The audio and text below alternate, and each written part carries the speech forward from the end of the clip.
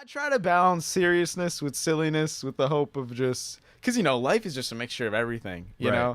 So it's like just a balance of Yeah. expression. Progress. Story of a warrior. Like, yo, that song is really cool. My goal there was to make it so that the listener would feel like the warrior. That was Right. just my personal hope of like Yeah. wanting to describe the fact that like we all are kind of warriors, Right. just saying we're more than just humans that like go through things, Totally. like that mantra, the story of the warrior. So it's Right, more right. about like just the entire experience of that character, Yeah, not, totally. not just the high Yeah, points. yeah, right. Like, that's what I was getting out of it, man. Yeah, But totally. dude, you set such an atmospheric tone with that one. It's such a strong start to your album because it's very echoey, like there's Right. like this, whoa, like when you Yeah, close your yeah. eyes, it's kind of like for me, like I see Right. like a silhouette coming out of the Yeah, mist. Like it's right. that kind of thing where someone's slowly Yeah, walking right. towards the camera. Right. And because I'm very visual when I listen Yeah, to yeah, albums, yeah. I like try and That's imagine awesome. like Right. stuff like that, and I really like that track. Like for me, Yeah. I was like, this could be in like the trailer for a movie. Right, right, Like yo. it's that 30-second stretch where it's like the character's back. That's the dream. But yeah, man. Moments, where is all of this I'm going? All right, so episode 32. I'm here with Danny Varughese. He is an awesome, amazing musician with a lot of creative ideas and a lot of music it's very. I guess the way I would describe it, I don't even know what genre would you consider your music, to be honest. I usually say like feel good, soul. Indie folk is something I used to say, but that was me trying to fit into a genre. Yeah. Genres are hard, Yeah, I got So- you. I got you. Yeah, but What are some of your inspirations, I guess? Like, what kind of sounds have really inspired you as far as artists and whatnot? it was definitely a journey over time. Like the first album I ever got in like third or second grade was like Usher. Yeah? Confessions. Yeah, but nah. And then Ed Sheeran was a huge guitar influence when I went to his concerts. What time period was that? Early undergrad. He Okay. just like blew my mind. Cool, man. And then Kid Cudi. Yeah, okay, It's so just dude, out I of got this some, world. I got some Kid Cudi vibes from you when I was listening to your stuff, man. But I get that vibe. The Yeah. Cudi singing, it's like the deep, throaty kind of singing you go for, and your Right, your right. vocalized style or your vocal style rather is deep, man. You like really come from your gut. Yeah, yeah, it's interesting. Like, I don't know what that is. It hasn't always been that way. When I Yeah. first started, I hated my voice just like most people, I think. When you like listen to your voice recorded, it's like Yeah, I feel like when you first start doing that, so that was a journey just like facing what I sounded like and then Right. trying to see what I wanted to sound like. I don't know how the voice transforms over time, but I guess it does. yeah. So Do you still like have that thing that artists and people have where like you're listening to your own voice and you're like weirded out, like you can't? I mean, at this point you probably recorded so much so you can't afford to be that way. 'Cause you gotta listen to it all the time. there's always a level of something. Like Yeah. I remember I was chilling at a friend's recently.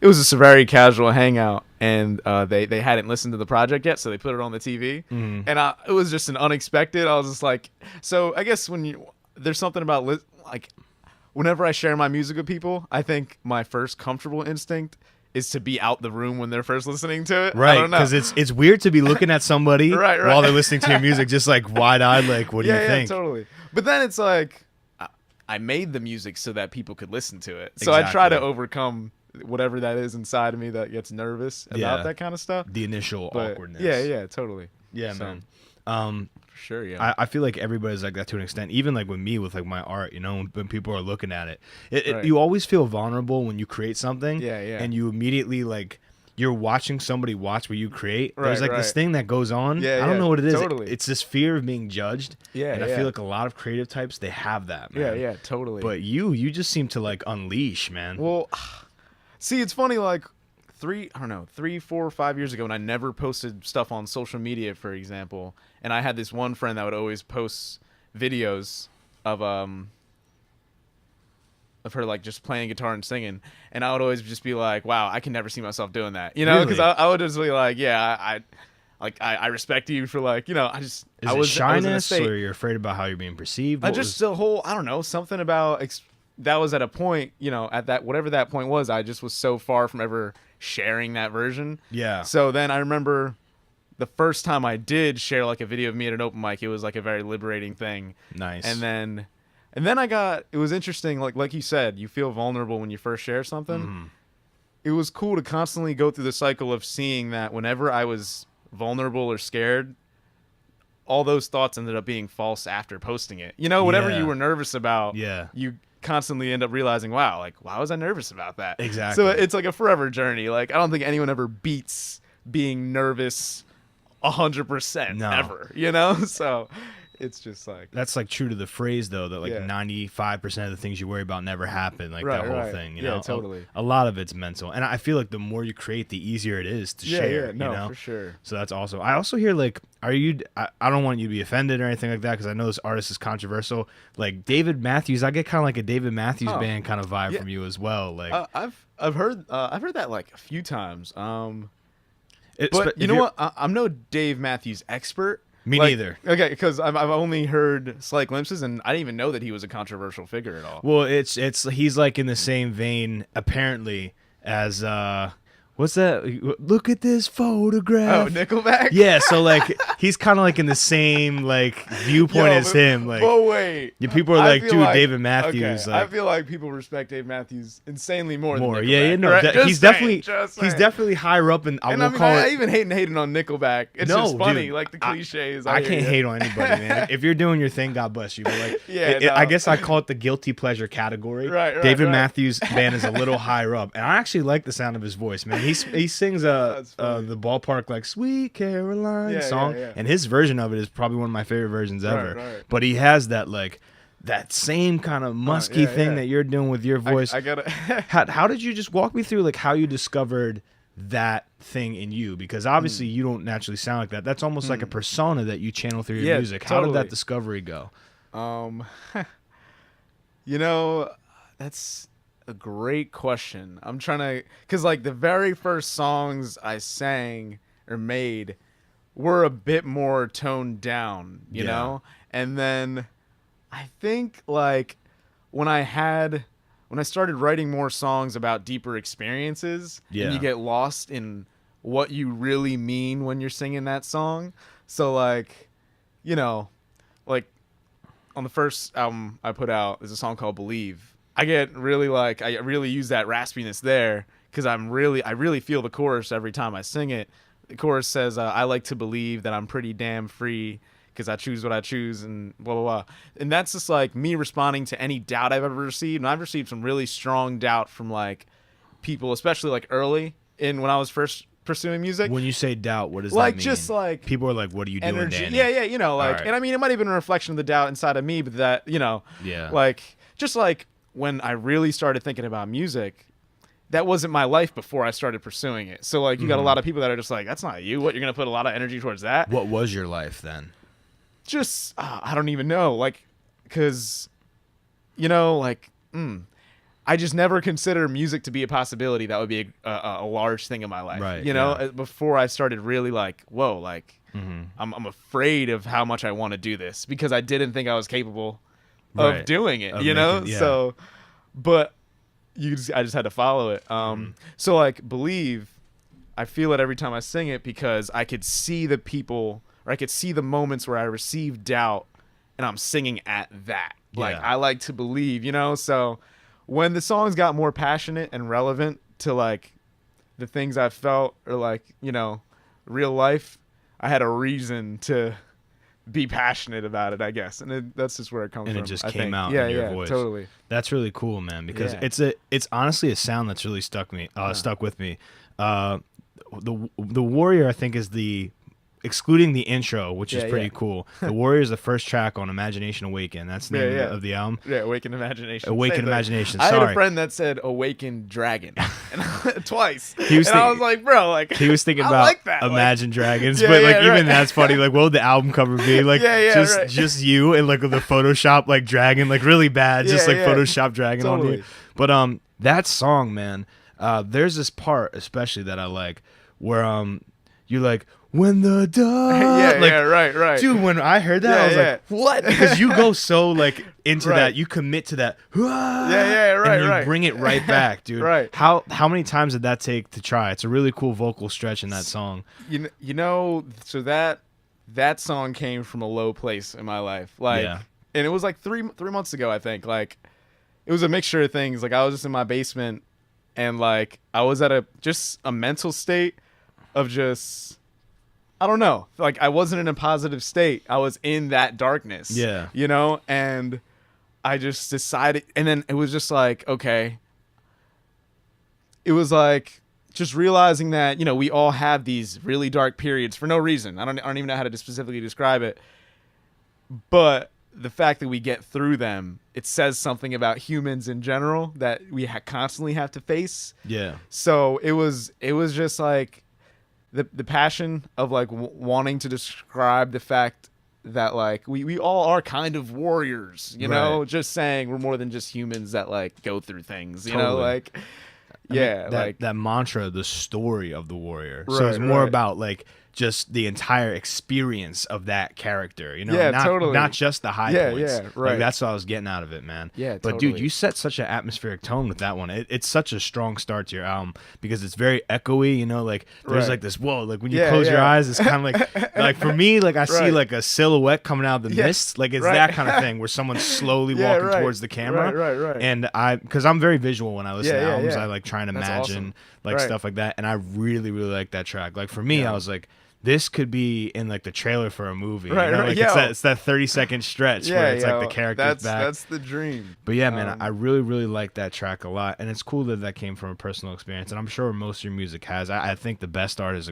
inspired by, you know, real life qualities, real life experiences. for sure. But that one, man, that was one of my favorite. And in addition to the process, that's a song that like I've been saying like out Oh, yeah, loud during my right. daily routine. I'm just like, Progress. story of a warrior. Like, yo, that song is really cool. My man. goal there was to make it so that the listener would feel like the warrior. That was Right. just my personal hope. Yeah. You know, to make it. What exactly was Moments about, man? Like what exactly were you trying to talk about in Moments? So- because I feel like you had more of a big picture kind of thing going on, Totally. like an existential thing. Yeah, with yeah. That one. So the way those words flowed out of me, because I don't know if you noticed, but moments is the same set of words repeated 3 times. Moments to moments. To Yeah, moments, like it's the same set of words, and then I repeat it the second time, and then really slow the third time. So, well, the way it starts, moments on moments on moments, that was something I really thought about.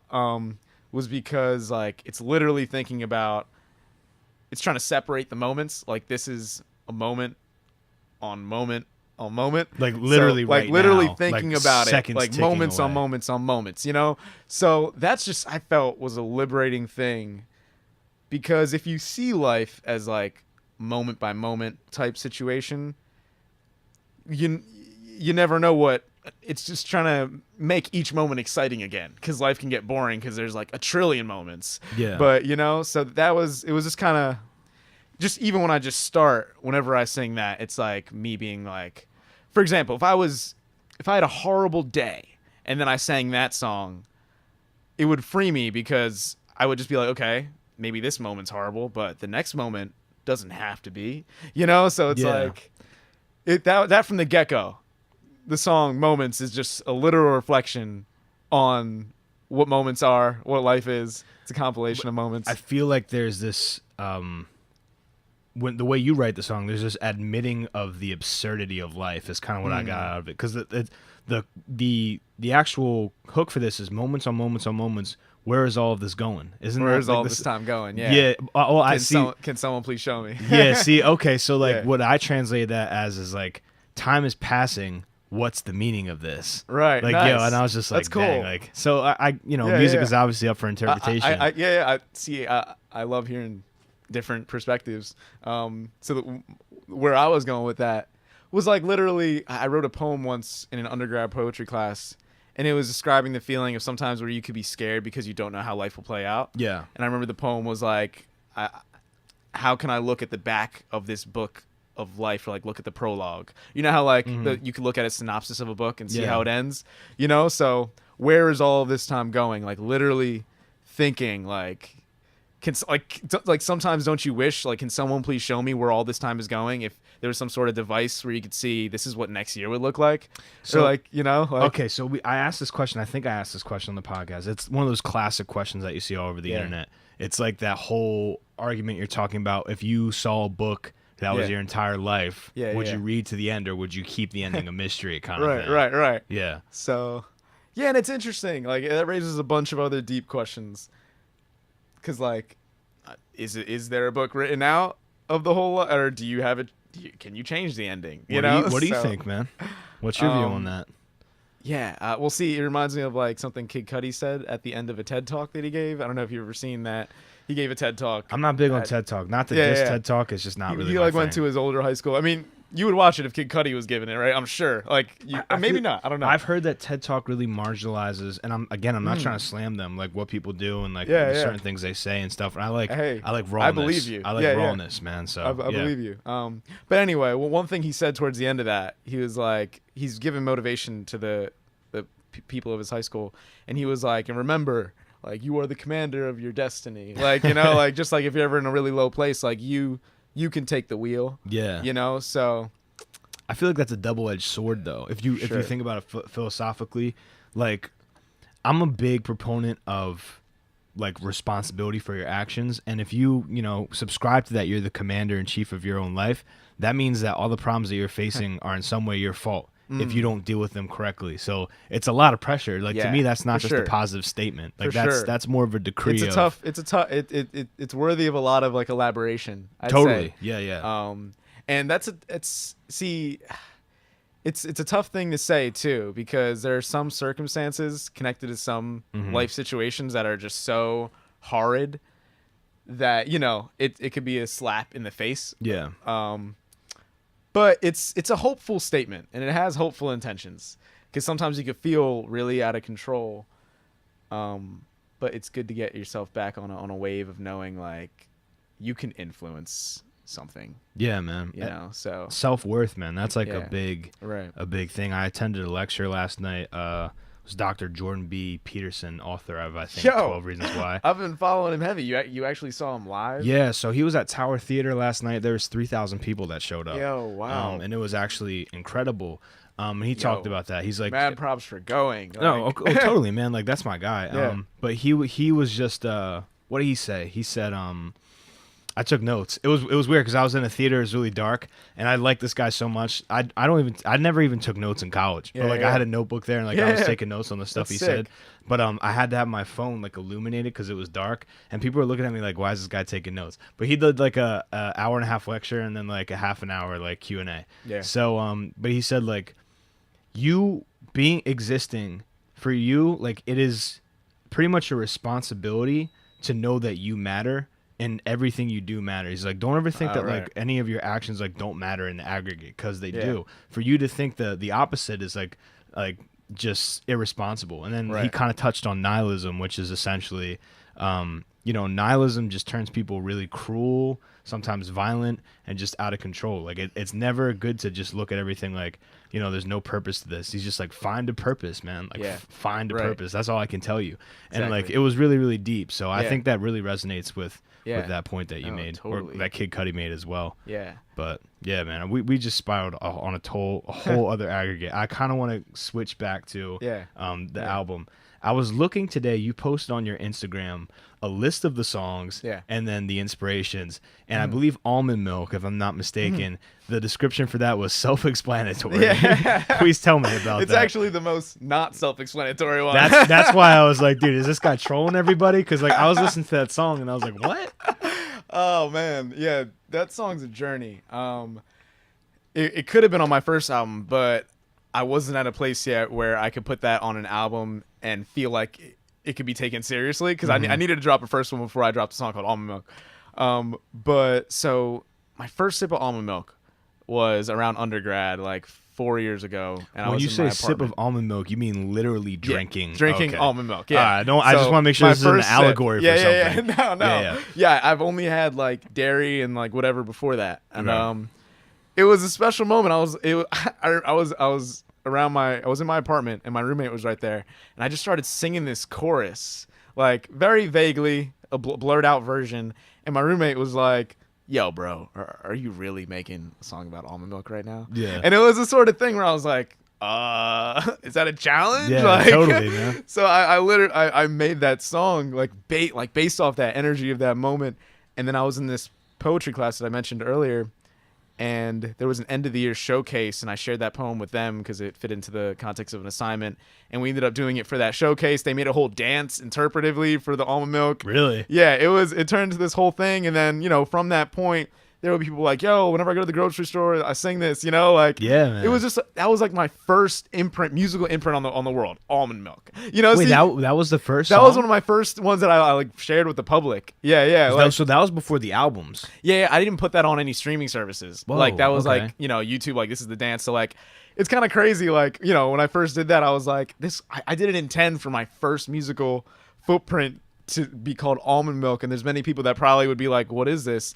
But I was just like following, like, Yeah. And it just meant a lot that I was able to finally solidify it on an album. And it is metaphorical. Like the chorus is almond milk just like silk, this love's got me thinking against my will.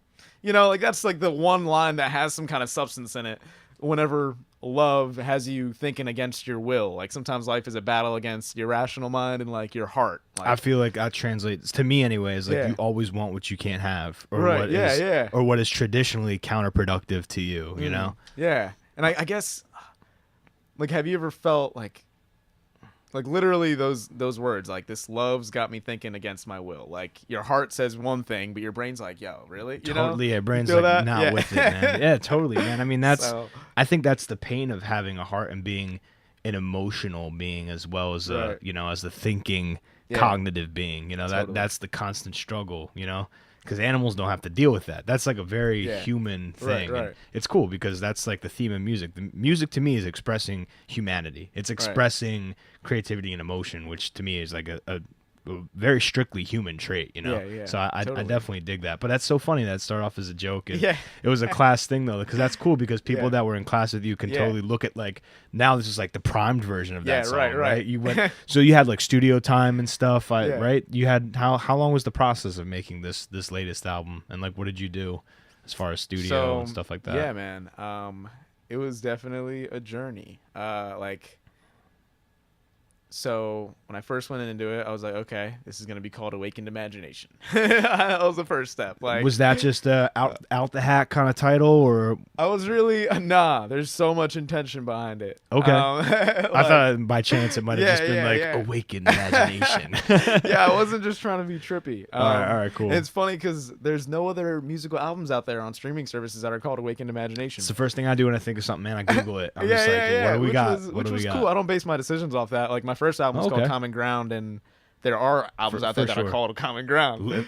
No pun intended. It's Yeah, common ground. Right. Exactly. So it was cool to have that be differently. But so there's so many. The imagination's a funny thing. Like it's a big word. Right. It's an abstract word, and everyone has a different idea of what it means. I started really liking quotes that talk about the imagination, like Albert Einstein. Imagination is more powerful than knowledge. And then Yeah. it can take you from A to B. I also really like the saying that the brain doesn't know the difference between reality or imagination.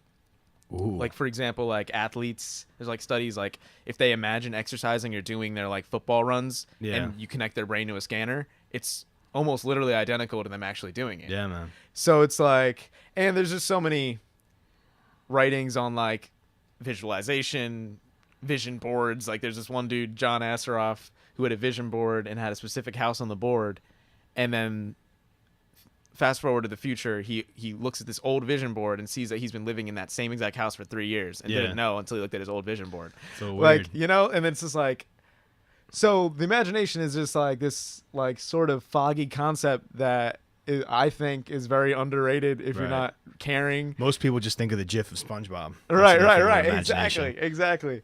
So, and I think, like, think about when you think about a kid and developing a kid, you want them to use their imagination, draw, do a bunch of Totally, stuff, yeah. instead of like, something that hinders it and destroys it. So it was just valuing it. And when I was making the songs, that deep intention of, music frees the mind, or in this sense, like awakening the imagination was behind each song. Like, Right. so I would add more percussion or like try to do something different or be a little bit more experimentative to try and like just free different parts of the mind, or AKA awaken the imagination. So Okay, cool. Yeah, so that's the thinking. title. Yeah. And then from the title, you got to the studio time, or you Right. wrote all the songs first? I understand some So- of them were written before you. Yeah. So I started off with the first engineer, Melvin Darrell, and I went in there with Warrior. That was the first song that I was like, all right, bro, like starting this project, finally ready to start recording. And then I played Warrior for him. He was like, yo, I'm feeling this. And that's all that album was so far. And then we recorded that. And then How long did that take to do that song? Just curious. maybe like see, we constantly went back in and added stuff. Yeah. But like the first heart of it was like, an hour Okay. or something, like to lay it down. And something interesting, the reason I'd end up doing different engineers, this first engineer, Melvin, like he only had one microphone, so he had to do guitar and then vocal. Mhm. And that worked for the first 3 tracks recorded, Warrior, Beautiful Monsoon, and Keep Going. But for the Overload, which was the next one I was going to do, we tried that. But it was just such a fast-paced song, I needed to be able to do vocals and guitar at the same time. Okay. So I was like, all right, I'm going to try this somewhere else.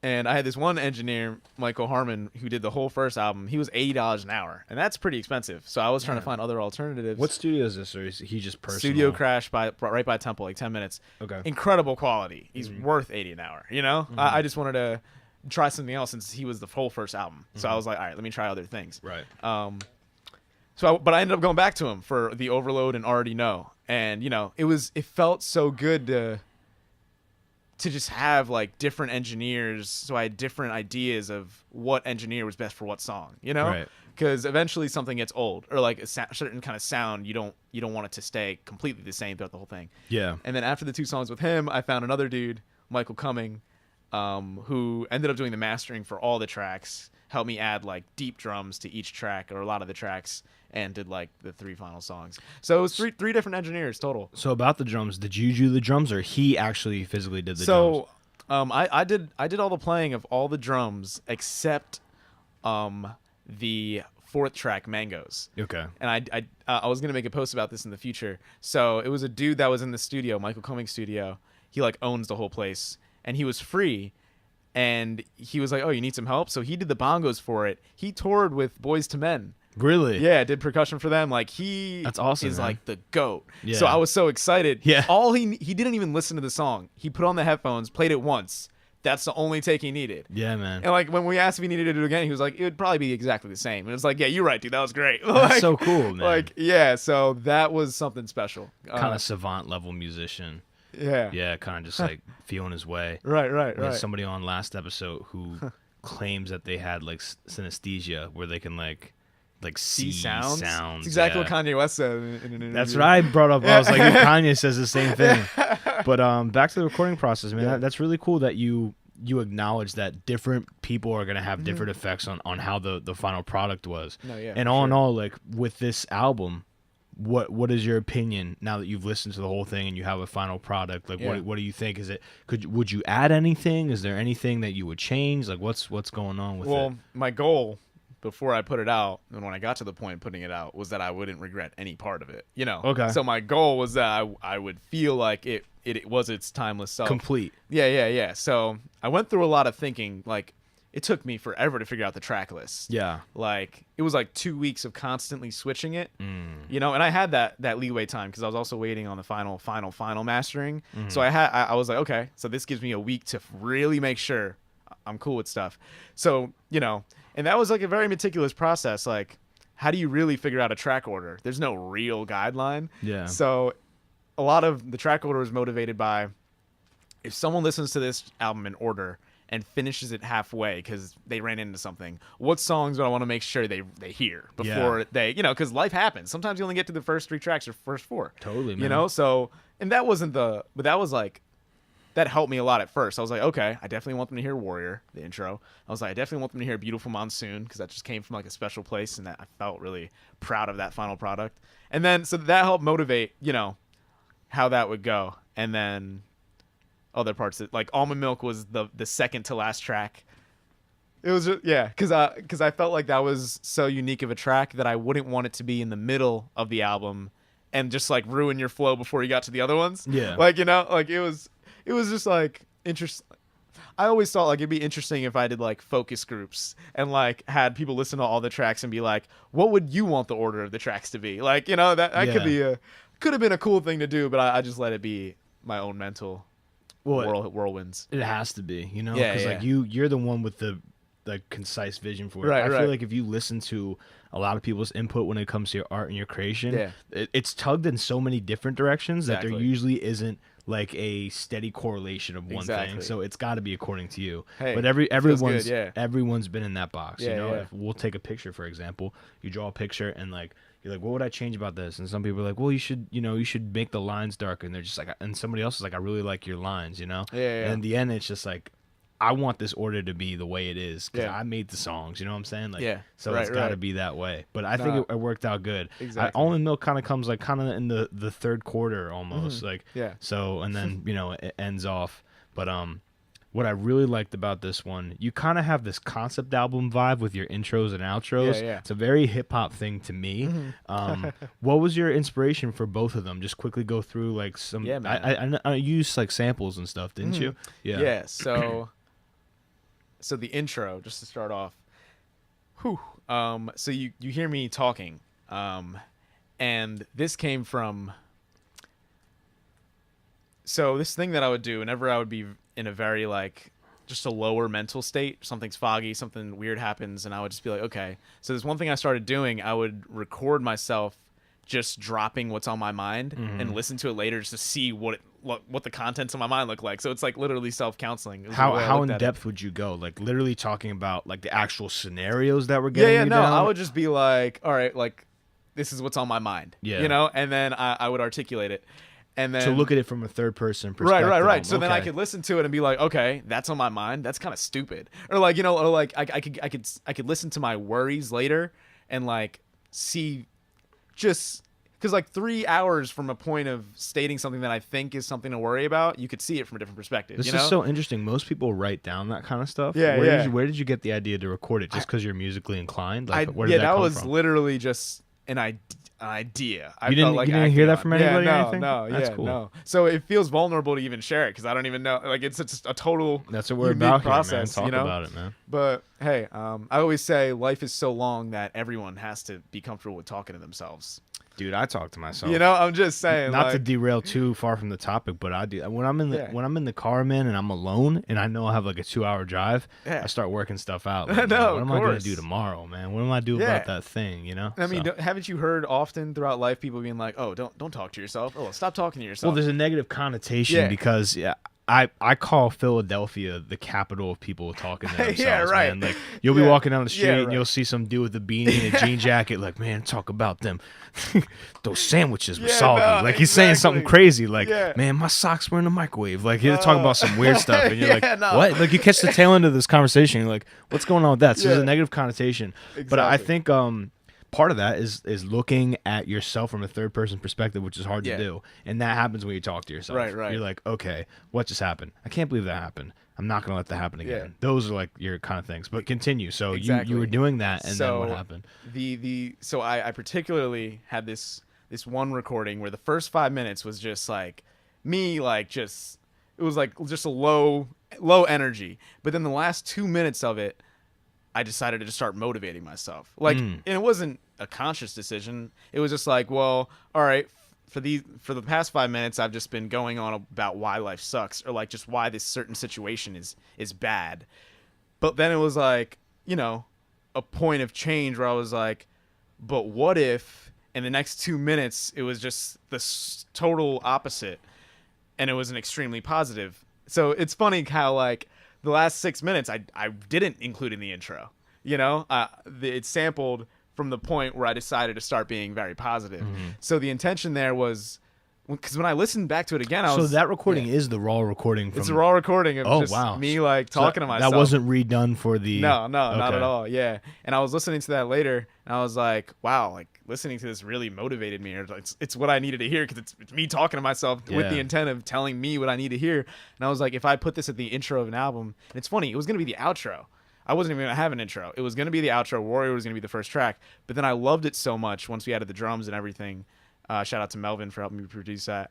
Once I loved it so much that I was like, I can't wait till the end of the album for people to drop listen this, to this. So Need to set the decided tone. to, and then have it be called Awakened Imagination. So And Warrior is in the kind of the same theme as that intro as well, so it kind of fits, you know. Right, It's no, that exactly. whole like self-discovery kind of thing going on. totally. Did you sample anything else for that?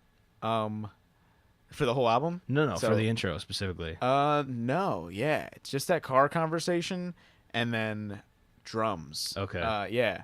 What about the outro? So the outro is where I sampled a conversation. So I don't know if you can tell the first voice you hear in the outro isn't me.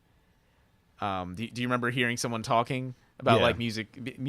I really think music is a universal language. Like, so I was having a deep conversation with my bro Dan G, and we were just having some deep thoughts. We were like, yo, let's record this. Like, What 'cause time we're of day getting was into- this recorded at?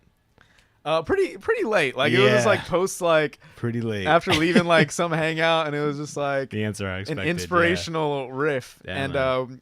for some reason we decided to record it, and I was listening to it later, and I was just like, I was listening to that one part, and I was like, whoa, like Yeah.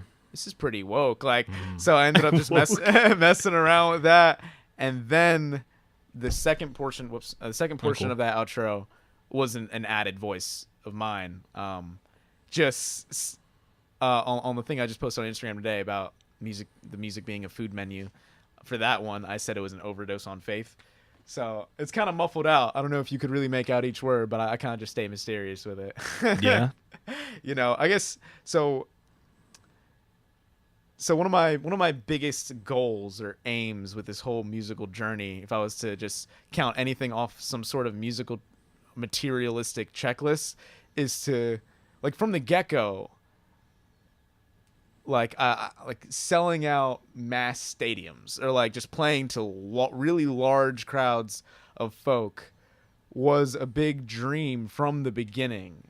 Even before like I had any sort of faith in my vocal or playing ability, I knew that I really wanted to somehow be in this position, because like there's something about when it's someone performing for large amounts of people, I think there's a very unique energy that happens. Yeah, man. You know, like that's what I was saying when I was very initially inspired by Ed Sheeran. When I went to his concert, I saw one human with a guitar and voice and a whole mass of folk like just giving their like attention to that music coming from that place. And I was like, there's so much responsibility in that dude's shoes. Responsibility, yeah. You know, if he Totally. messes up one string, or just in general, the amount of like, I was just like mind blown. And I was Yeah. like, I'd be lying to myself if I didn't say I didn't want to do that. Yeah, But I was well, like that I s- energy is attractive, man. Yeah, to be able to conceptualize that, to bring that into the world, is a crazy thing. Right, You know, right. to me, like it must be mind blowing to be on stage and have people finishing the lyrics to your song. Yeah, like right. to the point where you can, I mean, hold the mic out. It's a cliche Yeah. kind of thing, Right. but it's got to do something to Yeah. you to be like, these words that I wrote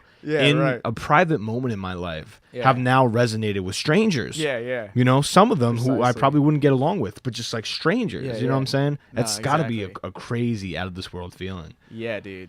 Nah, exactly. So that's always been a dream. Mind blowing. Yeah, for sure. Yeah.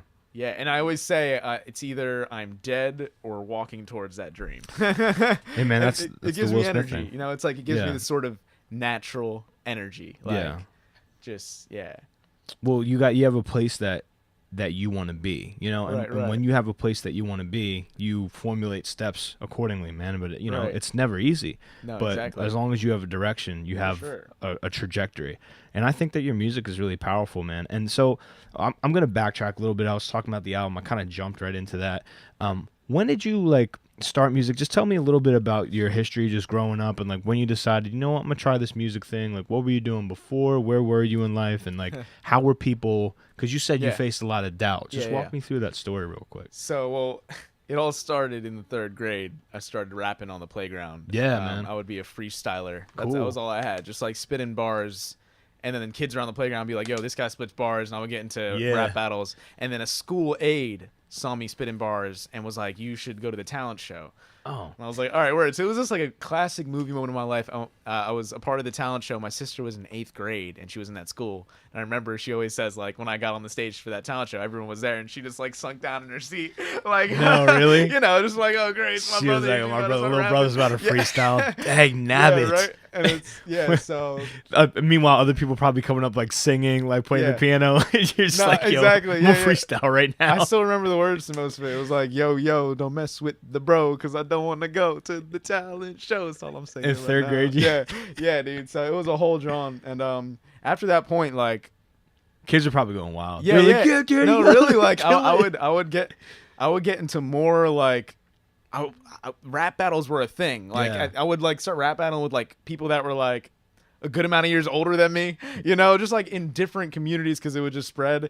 And then it got to the point, like, I mean, I think in 9th grade, I was still doing some freestyles around in the hallway. But then I got to a point where I was like, all right, I think I'm done with this. Like, I'm getting in, like, because at that point, I was just a rapper, but I wasn't. Like, you know, because in my head, I was just like, doing it, having fun, man. you know, like, because it got to a point where I was like, I don't know if I'm a rapper, like, you know. So I was like, I just don't feel like I'm a hardcore rapper, and But you wouldn't necessarily have to be. Though. Exactly. Everyone you know, was a little 8th grader, 9th grader, you know, just those deep thoughts of like, okay, like, I don't know, this is me. Who am I? Yeah, exactly. So eventually, I was like, all right, I'm gonna stop this for a sec. So then, like 10th to 12th grade, I focused on different things, got more involved in high school, like, just whatever. And it was my first year of undergrad. So after I left high school, that shout out to Doug Warnock, my roommate. He had a guitar across the room, and I picked it up and like played my first chord. And so you literally didn't start playing guitar until college. I'm not sure. So if you said I used to already. always be like, man, I wish I started when I was young, like, like, you know. Yeah. But then, like, I heard stories like Jason Mraz only started when he was 19, and I was like, okay. And I started to develop the philosophy that it doesn't matter how long you've been playing; it matters how much you put in. Right. Now, like, That's people could have been playing for 50 years, but they could probably only like it. It almost has nothing to do with anything. Like, LeBron James is only as awesome as he is, or Michael Jordan is only as awesome as he is, not because of how long they've been playing, but because of how much they put in to that period of time. At least that's what I think. Yeah, it comes down to work. That's fair. That's fair. You know, that's what you got to say to yourself instead of regretting that you haven't started when you were 3. You can't go back in time. Right. And I was like, I'm glad I was running around when I was 12 years old or 13 years old. Totally, Even if I had a guitar, I would have no goals associated with it. You see these kids that are forced to do like these hours of piano practice and like they're 10, and I'm like, goodness gracious, let that boy be a kid. Let that girl be a kid, man. Exactly. So yeah, I picked up a guitar, and that gave me an excuse to sing. Because only before that, I would just sing in the shower, sing to the radio.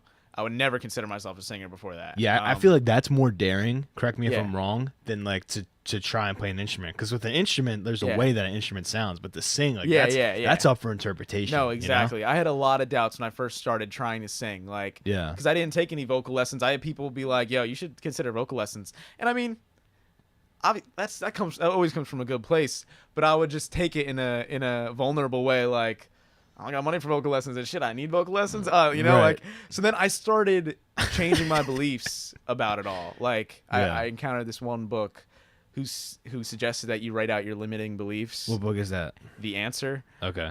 It came at an amazing time in my undergrad college career when I was really lost. I didn't know what I was going to major in.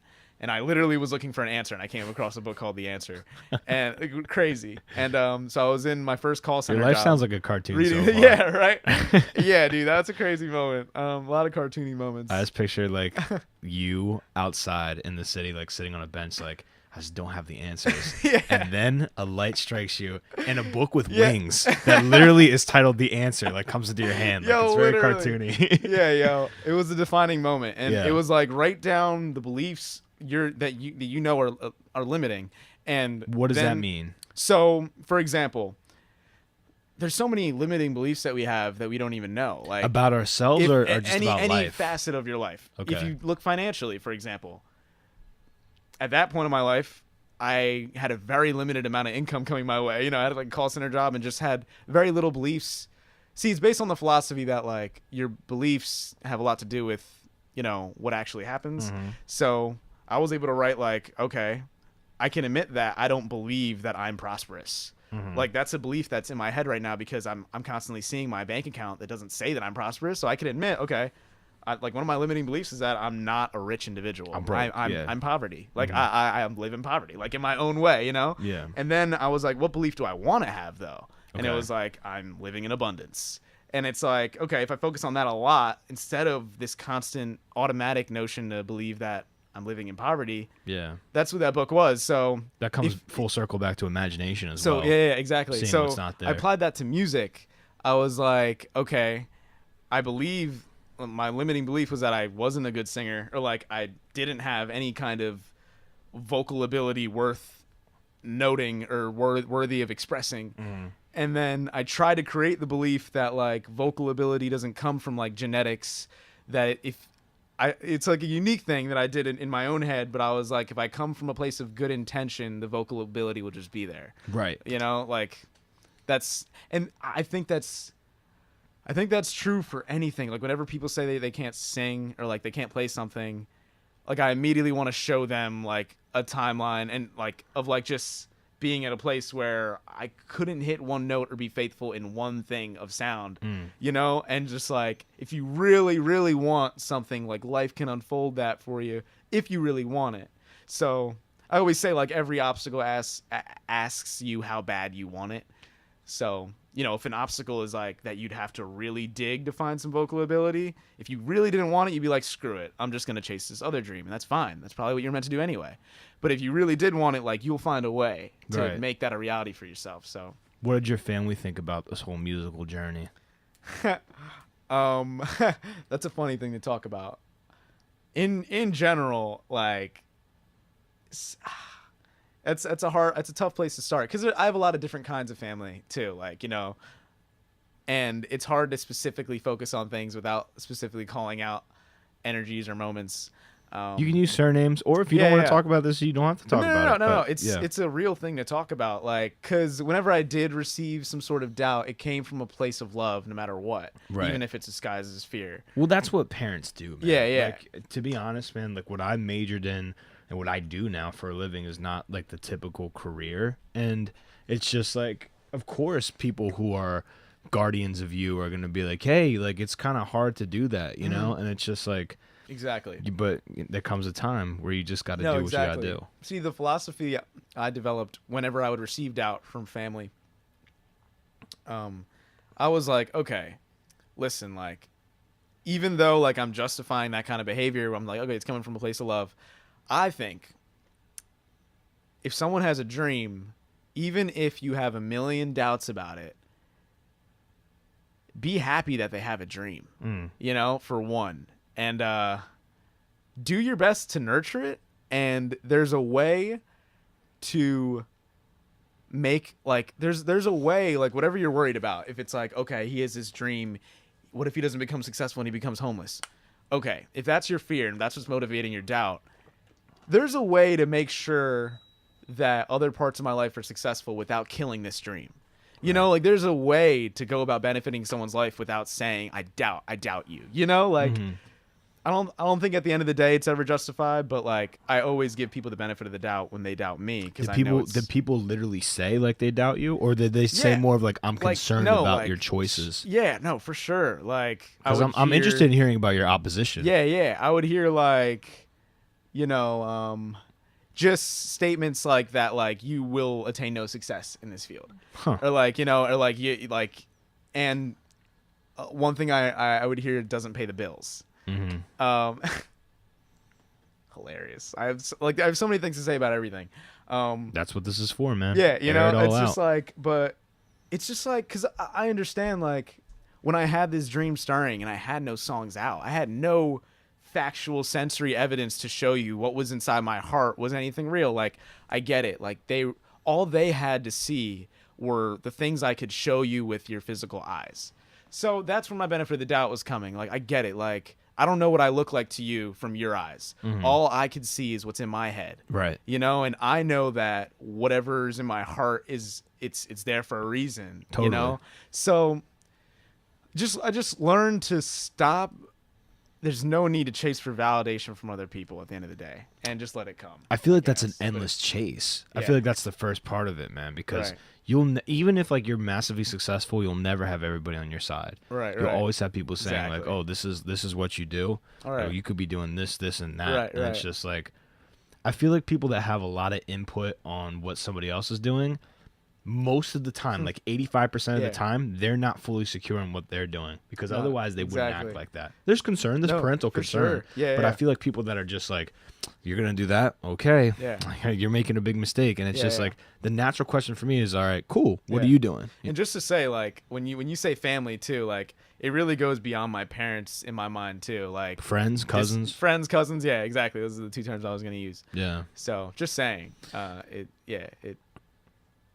it's funny because like it's interesting to see your friend, your quote on like you end up because the friends that showed me the most doubt, it's just like you end up categorizing things differently over time. Like you'll be like, okay, this is the group of folk that I appreciate, not because they give me the most positive energy for my dreams, but because like we have a fun time just being real with each other and just like, Yeah. you know, whatever. But then there's like a certain different group of people that I'm like, being around these folk, like my dreams are going to be like nourished Yeah. because these are all, but it's like, Yeah. everyone is valid. Yeah, you know? don't abandon somebody Yeah. because they don't believe at first, because that could be a natural thing, right? Exactly. You try and associate with the people that are giving you your strengths. Right. But just because somebody doesn't believe in something you're doing doesn't throw out like the past that you have. No, And people are like, "Oh, exactly. cut them off, bro." Yeah. It's like, hey man, Yeah. you limit the time that you spend, or maybe the vibes that you get, and you go Right. somewhere else for the vibes. Doesn't necessarily mean you drop somebody because they're like, "Hey man, I doubt you're gonna be successful at this." It's not like you're my hater, Yeah. bro. You're my doubter. Like, see right. ya. And you know what? Like, so you could really look at doubtful energy as some of the most valuable energy too. It's motivational, If you, for sure. And see, if you know how to transform it. Right. That's what I always say. Like the song "Believe." I always like thank the people that motivated that when they doubted me. I was like, you know what? If it wasn't for you, this song wouldn't exist. But I always say they were an unintentional help, in the sense that when they were doubting me, they weren't doubting me with the positive intention to give me a song. No. You know, like if I took their doubts surface level and believed in it, then well, I'd be living a life that's a product of their doubts, which isn't a good life, I don't think. But it's because I chose to be like, I'm going to use this doubt to motivate a positive journey forward. So it's like, yeah, you could thank your unintentional helpers. Right. I think, yeah. No, So- there's a guy, I forget his name, and it's going to kill me, but I just have to quote it out of context. He said the most motivational speech, no, the most powerful motivational speeches he's ever heard have been people literally telling him that he couldn't do it. That to him was a Nice. motivational speech Yeah, in and right. of itself. Yeah, right. Which I think speaks a lot, man. Exactly. Well, and that's competitive nature too. Yeah. Competitive people are like that. Like somebody says Right. that they can't do it and they do it. I don't think that mostly comes out of a place of defiance. Yeah. It's just fighting upstream, which is what life is Right. all about, right? Because you're constantly trying to be boxed and marginalized. Right. And let's face it, I'm not trying to get all hippie in society, but like that's what schooling does. Schooling is designed, especially elementary and high school schooling, to it's obedience training essentially to make you more compliant. Is that the right word for? Right. Is that even a word for the off place, for the office space, for the workplace? You know what I'm saying? Right. So since you're little, like you're constantly being like, sit down, be quiet. You know what I'm Right. saying? Like this and that, and over time it just Right. it erodes Control, away yeah. at what's going on, man. So people try it when you're older. They're like, oh, you can't do this, and Yeah. that's when you strike out. 'Cause Right, you're like, right. nope, that's Yeah, not yeah. necessarily true. Exactly. And I think context is a big thing. So Yeah. like, I'm saying like a lot. Context is a big thing because there are limitations to your biology, for example. You know what I'm saying?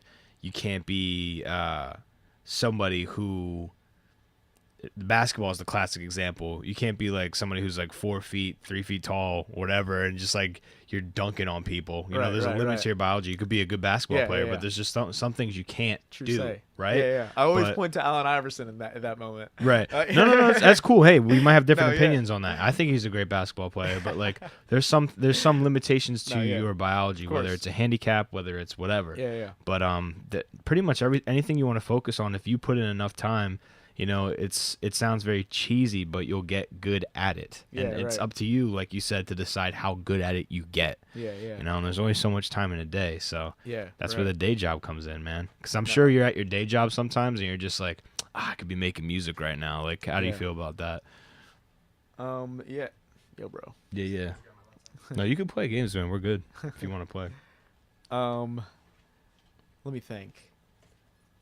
Yeah, because that's definitely a thing. You know, it's funny, like, so at the job where I help organize files, I actually always, like, I can carry around flashcards or a notepad. I always say, no matter what environment you're in, even if you're at a job that's controlling your time to be at a certain space, nothing has full control over your mind. Right. So, like, even if I'm at a certain space for a certain amount of hours to get however much money, you can't control me thinking about some lyrics. Yeah. You know, I wrote I wrote Beautiful Monsoon, the third track during a work day. Yeah. Like, and and just the whole thing. So yeah, I almost thank my workspace sometimes because I dress up. It gets me in this sort of professional mind state. And if whatever I'm doing, like the organizing the files or whatever, it gets my mind stimulated and it gets me in this point. Sometimes I drink coffee, like La Colombe. I appreciate their coffee beans. And that gets me in like a state, and that came from a place of working and being like, how can I make work meaningful? You know, I needed to get to that point. Right. And you probably can't do that if you're like a waiter or a server or something that causes you to do something every second. Yeah, you got to be running back and forth with like a notebook and, you know, exactly. They want a large number 3 kind of thing. But Right. when you're sitting down in an office and, you know, you're on the computer, you have idle time and your mind wanders. Not in a bad way where you're not focusing on your job, but you're using your imagination, again, that's the magic word, to pass time, and you're getting ideas. I'm the same way. I've had some of the best ideas ever at work. When I was a lifeguard, you know, I used to, obviously I was paying attention to the pool, but I would just sit and think, you know, like eyes glazed over, like, all right, this is stuff. I do a graphic novel. I was like, all right, this is going to be like a chapter of the graphic novel and stuff like that. I think work really does bring about some of the best ideas because you're actually forced to sit. Yeah. You know, you're sit and do something. And that brings about all these thoughts. Right. Especially if you work in like a warehouse or something like that, you know, and you're putting boxes together all day. That's like how you get through the day, essentially. Is like, you know, I came up with a song today, or here's a really good movie idea, here's a good book idea, stuff like that. Nah, but inspiration comes from the most unlikely places, man. So that's cool. So you started off freestyle rapping, and then you kind of graduated into this whole serious music movement. Yeah. And what are your future goals as far as projects? I know you have this ultimate dream. Yeah. But what are your future goals as far as projects? And I have a side question for you. Because your music videos have a certain undertone of like minimalism and stuff like that, if you had an unlimited budget and you could pick one song, what kind of video would you put together for that? We're talking like the works. So I already released a video for Warrior that used clips from an old webcam short that I was in. I don't know if you saw that. No. So that was like kind of, it looks higher budget because people that really cared made it for the webcam series, and I used clips from it. Webcam series, you got it. Are you talking about? I was in this webisode thing like a few years ago because I signed up for the theater listserv in my school because I wanted to see what the acting opportunities were, and they called auditions for this thing, and it was like a senior project for like these film students, and they had a whole like storyboard written out. Like we had a good amount of episodes. It was really cool. It was called Here and There, whatever. But it had these clips that were very dramatic that I was able to edit in to fit under the theme of Warrior. Right. But so since I already released something for it, Warrior still comes immediately to mind. Like you said, like you were talking about how the visuals go off in your head when you listen to that song. I see the main character from what's that video game, man? Where the guy goes, Fusro da! Dude, dang, nabbit, bro. It's for PlayStation. Are you a video game guy at all? Street Fighter or something? No. It's not an old school one. No, I've played my games, but I haven't heard that one. What is that one? It's killing me right now. But, don't lose track of your thought. It's the one with the Elder Scrolls. Okay, cool. Yeah. Nice. Well, you know what? I could share the next music video that is definitely going to come out. I think it's an idea in my head that I'm definitely going to put into action. So the Overload. Have you heard that track? Is that on? It's on the latest album, and it's like has like these 3 verses, and the chorus is like the overload. Yeah, I do remember that one. Yeah. Yeah. So it's not one where you immediately have the title in your head, and everyone's different.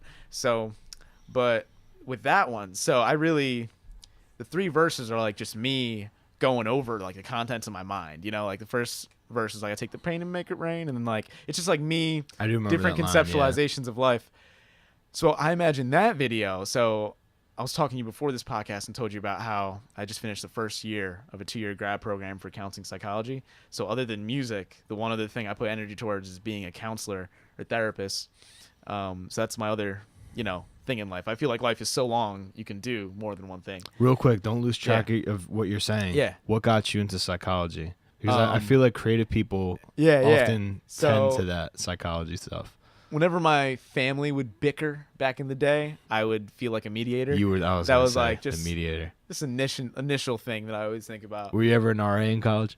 No, Okay. I interviewed to be one. All right. I got put on the wait list, and then when I got off of it, they offered me like the worst hall in history, Peabody. I don't know if you know about it. No, I was an RA myself. I was Morgan, nice. Yeah, Morgan That's South awesome. for a year. But like anything, I spin that positively. I was like, okay, I'm really glad I'm not an RA. It's just convincing yourself that everything is awesome. But what's it called? So Wired into psychology. Right. Hold on. What was I saying before that? You were talking about the 1-year grad school program. Yeah. So the music video idea. So the Overload, the music video I imagine for that is having someone in my counseling program play a therapist in the video. Nice. And the start of a session is the start of the song. Like, hey, what brings you in today?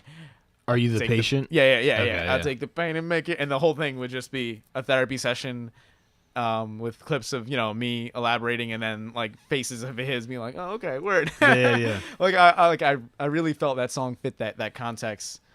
It's like literally a therapy session, so I'm excited for that, to execute that. So that's gonna be pretty simple. Yeah, no, exactly. Like your question was if you had the highest budget, but it's funny, if I had a $3 million budget, that'd still be the idea, and I'm still gonna execute it. So it's dope. It's good to know. Yeah, I feel like I don't know. I see it through a black and white filter, but I'm sure it's gonna be awesome when you do it. Hey, that's awesome. When you said I see it in my head as that. Right. But that's cool. So psychology is just something. Yeah, dude. I mean, I see a huge connection mediator, between music and counseling. Like, depending on how you view music, with me, like I always say, I have positive intentions behind all the music I make.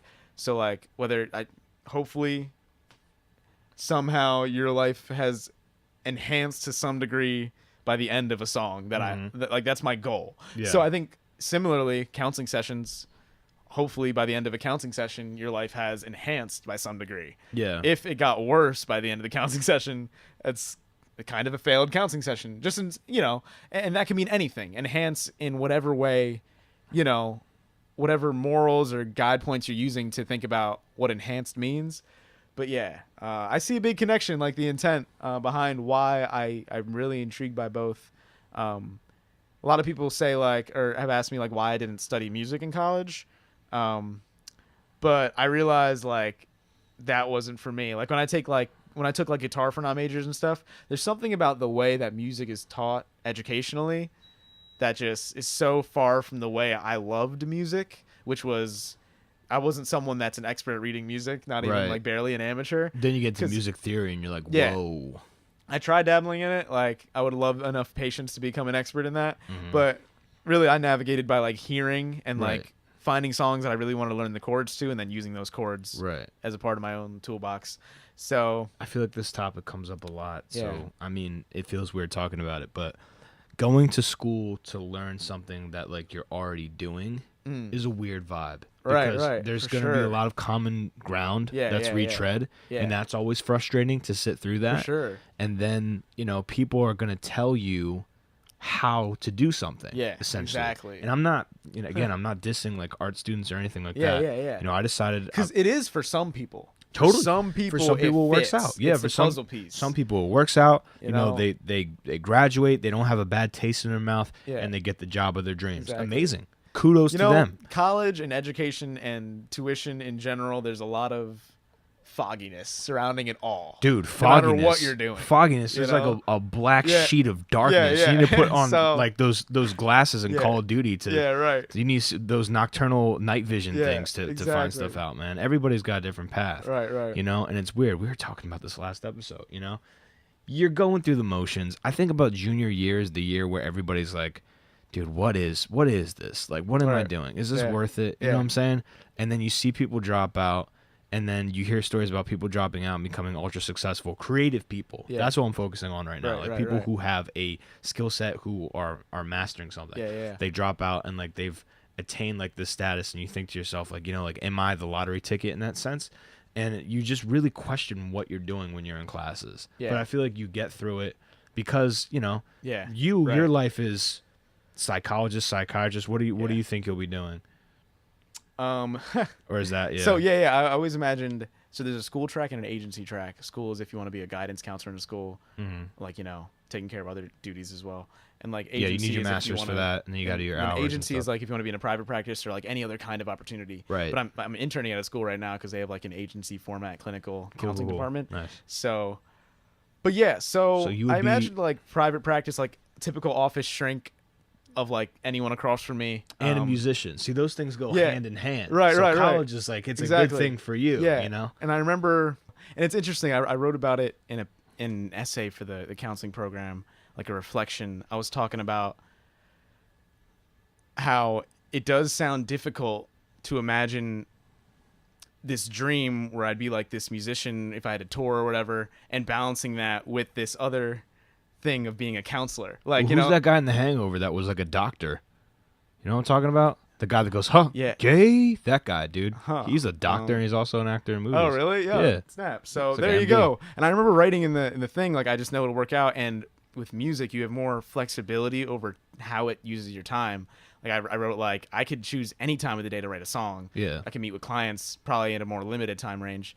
And if I ever got to the point in this journey where I was able to, like, you know, go around the world or whatever, I would feel very comfortable just putting a pause on the whole counseling route. Oh, you would have to. You know, obviously. Anybody yeah. who is your friend, who's really your friend, Yeah. would be like, go, man. Yeah, no, You exactly. serious? Yeah, no, precisely. So, and the reason I enjoy having this other thing, this other counseling hamster wheel, is because it makes me not want to rush whatever success I want to see in the music thing. Like, I'm doing whatever I can in the musical front, but sometimes when you're just so hungry for it to take a new dimension, you just don't want to force it. You know, like, there's only so much I can Because do. you won't enjoy it? Because, you know, I don't know, like, because I feel like a part of the equation of how you evolve, like, as a musician, the public or whoever you're connecting the music to has a large say in it, you know, the amount of human beings, like, connecting with your stuff. So basically what I'm saying is you can't control when it reaches new heights. Well, I mean, you can, obviously, by putting out better quality stuff.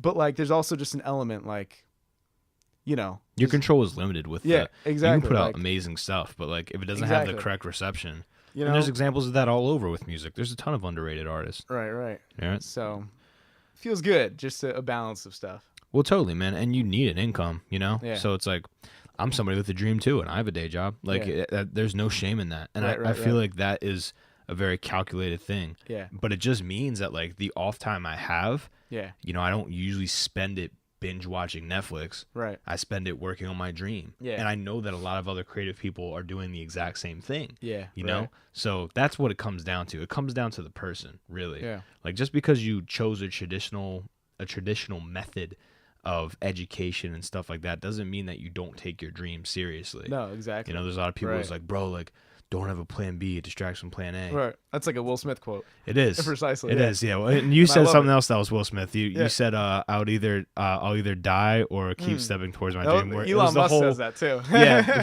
Will Smith did the whole the treadmill thing? treadmill. Right, That's- right. Man, I'm at a loss for words today. Yeah. But yeah, treadmill. That's kind of the same Right. concept. But Elon Musk is another character who says stuff like that. Yeah. But yeah, man, there's no shame in having like a day job and having a dream.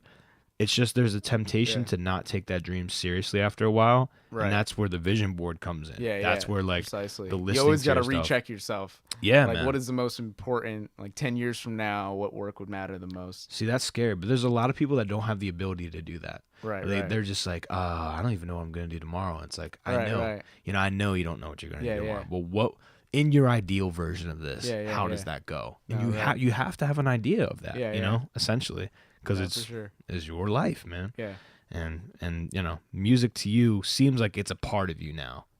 Yeah, man, for sure. There's something hopeful that comes from it, because no matter what dark experience may come my way, I know it can be put into song. I feel like I typically say now, like, you almost want, now I never want a negative experience to happen, but like seeing the pattern of negative experiences turning into the best art or the most meaningful art, it's like you can appreciate. I always find that to be ironic that like people are happily singing a breakup song, or happily singing about like a song about somebody dying. Like with the person that wrote that in their in their anguish probably never imagined a sea of people echoing it back like happily. That's so true. Right? It's weird. I like the There's way you beauty from phrase pain, you know what I'm saying? And that's part of that. No, Yeah. It's therapeutic. No, I mean, the best stuff comes from that. But that's the stuff that leaves you vulnerable, right? Because you're putting yourself out there. Yeah. You don't want to be judged. But the best stuff comes from, in my opinion, like, let's be honest, like negative things, bad things that happen to you. Because to be honest, there's only, even if you have a really good friend that you can confide in fully, and if you do, you're blessed, right? Yeah. There's only so much that person can alleviate by listening to you. Right. You need to express it in some way, right? Some people, I don't know, man, like there's that guy on, you ever see like in those cringe compilations on YouTube, there's that guy that they interviewed on the news, and every time he was mad at his mom, he would hit a pillow with like a hockey stick. Nah. There's people like that, right? And that guy's probably, a number cruncher. He's probably Yeah. not necessarily a creative person. Nothing wrong with that. But you have to have an outlet for that. Yeah. Otherwise, it just eats you up in your Right. stomach. And No, then you find exactly. yourself being like really, really weird. It's Yeah. not yourself. And that's a lot of things for music, man. Yeah. For me, it's media, Yeah, right. the stuff I make. And Yeah. I find when I'm in a place of like anger or frustration in my life, my Yeah. illustrations or like the stuff that happens in the comics I draw Yeah. become very violent. Right, Like, right. Yeah, that's funny. I'm channeling perhaps a disappointment in my life through a Right. fight scene. Yeah, yeah, And in turn, yeah. it's making that fight scene better. Right, Right. So there's beauty in the pain always. That's Yeah, how I yeah, see. yeah. There's not really a lot of Exactly. mistakes, in my opinion. It's more of Yeah. like, how do I? That's Yeah. how do I revamp this? Right. One trippy thing that I wrote once was pain creates portals. Was that in the song? So the word portals was. Okay, that's why I'm thinking about that. So it was the third track, Beautiful Monsoon. Yeah. I think the second verse, walking through the portals that we once both knew. Yeah. It's interesting, the word portal. Like, we can just look at that line, walking through the portals that we once both knew. Like, if you look at a memory as like a portal, like it's literally like, like if you literally, so if there's someone that you're not as close to anymore or something, and if for some reason both of y'all decided to think about a memory that both of y'all shared, which is a weird scenario because why would y'all be both doing that? Or even if it's just one person. I don't think that's weird. Yeah, I think that happens more than you think. All right, I guess so. Yeah. So it's like you're walking. Does that memory still exist? Is it like we just walked through this portal of like this other time because that's all we're focused on? You ever Or play like, Kingdom Hearts? Side note. Yeah. Like right. my friends had that game, so I would subtly play it. Okay. But yeah, I'm that's very aware. It's like a big theme, memories and stuff like that. Oh, like nice. physically interacting with There you memories. go. But no, they say that when you're thinking about someone else a Yeah. lot, there's a high chance that they're thinking about you too, man. And that's That's deep. but that's just what it comes. It's Right. that whole notion of like we look in the sky and we both see the same moon, like that kind Right, of thing. right. But I feel like the portals thing is cool because that's essentially what a memory is, man. Yeah. The weird thing about memories is that I think they're hard to trust. They become more convoluted over time. For sure. I feel like if you have good times in the past sure. looks way more golden than it Yeah. actually was. You know what I'm saying? Yeah. And like your now looks a lot bleaker. Yeah. When in actuality, like you've been saying this whole time, it's all mindset. Yeah. But memories can be deceitful, man. So Yeah. No. I like the idea of a portal, because a portal is kind of like, it kind of is deceitful in nature. Like, what is this? This isn't a door. Yeah, This is like something that's going to transport me to another dimension. Like, Yeah. can I trust this? Yeah, exactly. So I like that imagery that you did. Right. And just speaking at when I brought it up, pain creates portals. What I meant by that was like, for example, whatever painful experience you go through, each painful experience, you could ask yourself, like, there was like a quote from some author who said each adversity has like a seed of equivalent benefit, something of that nature. So yeah, any painful experience can create a portal to like an equivalently awesome future, I think. So like a portal to there. Right. So, you know. No, I like that phrase, Like, man. yeah. I definitely like what you did with that. I feel like your whole attitude towards music, like I haven't really heard any like negative or sad songs from you. They seem to like have a powerful emotion to them, Well, but there's always a positive upside, I well, feel.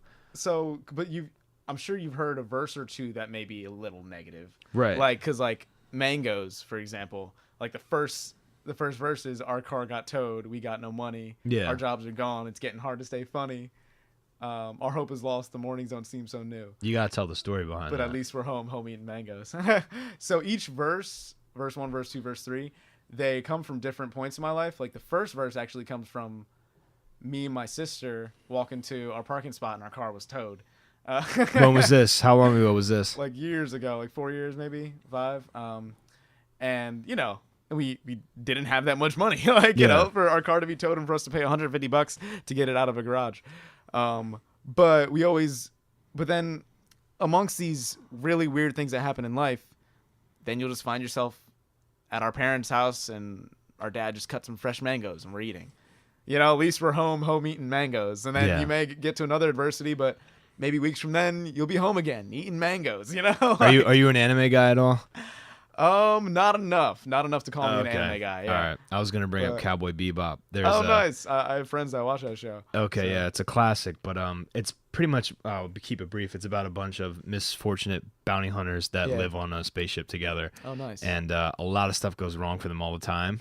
And the common occurrence of the characters uniting at the end of the episode is they sit down, they all eat like bell peppers and beef. Like that's like their thing. Like, you know what I'm saying? They lost the bounty or whatever, and that's like awesome. Everything went wrong, and like they all silently sit and like they're eating this meal, and that's like awesome. What unites them. Right. So, exactly.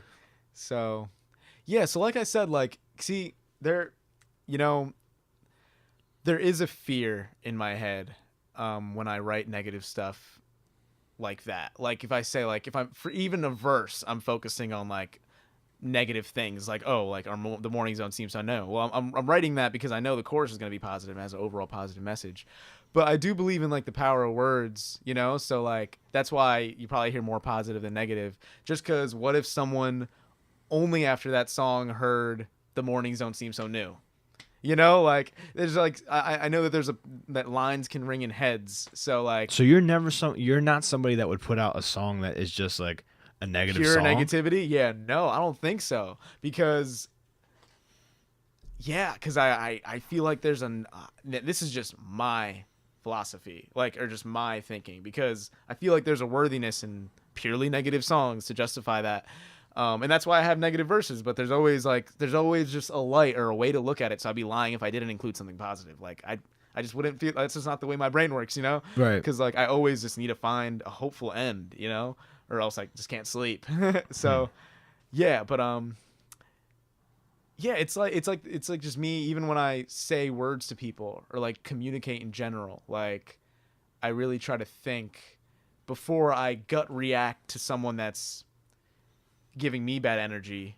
I try to think like, well, the words I say to you can ring in your head, and even though I'm justifying it because you're saying that to me, I'm just gonna look like a bad person because of what I'm saying, you know? Like, I don't know. Isn't that, no, like, that's true though. Isn't that crazy that, like, you know, you're probably like 20 something. Yeah. There's the whole bunch of conversations that you've had in your life, you know? Yeah, right. And there are some that are from so far in the past, but you remember them so Yeah, right, clearly, right. And it was all about like what that person said, Right. whether it was bad or Yeah. whether it was good. Like that conversation Yeah. stuck with you. No, exactly. It's true, man. Yeah, Your words have so- power.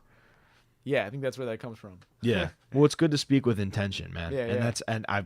that's Right. in your mind. I think Intention's a big word. right, with your decorum Yeah. of how you make music, your rules. You know, you're trying to Right. be responsible with the vibes that you put out there. Yeah, right. That's what it sounds like. Yeah, you know, and it's like, I also consider it like, because I know the music that I make, I'll eventually listen to here and there. You know, like it's also like, I feel like You have to. it's like thinking if you're of gonna it as like perform it, software for like computers. You Right. know, like creating a software that would program you to be more positive than negative. totally. Because But- I see a value in Yeah. being more positive. I So, got you, yeah. man. Yeah, and I there's guess. there's enough things to try and make you feel negative. Exactly. That's what I was gonna say a little bit before. There's already enough darkness that we create for ourselves and that is around us. But this came up on the last episode that I did. See, some people are different with that. Like, Yeah.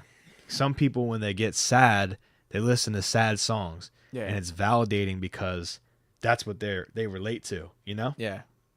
they don't necessarily want like a cheer you up kind of song, Right. Because that feels contradictory Exactly. to how they feel. Exactly.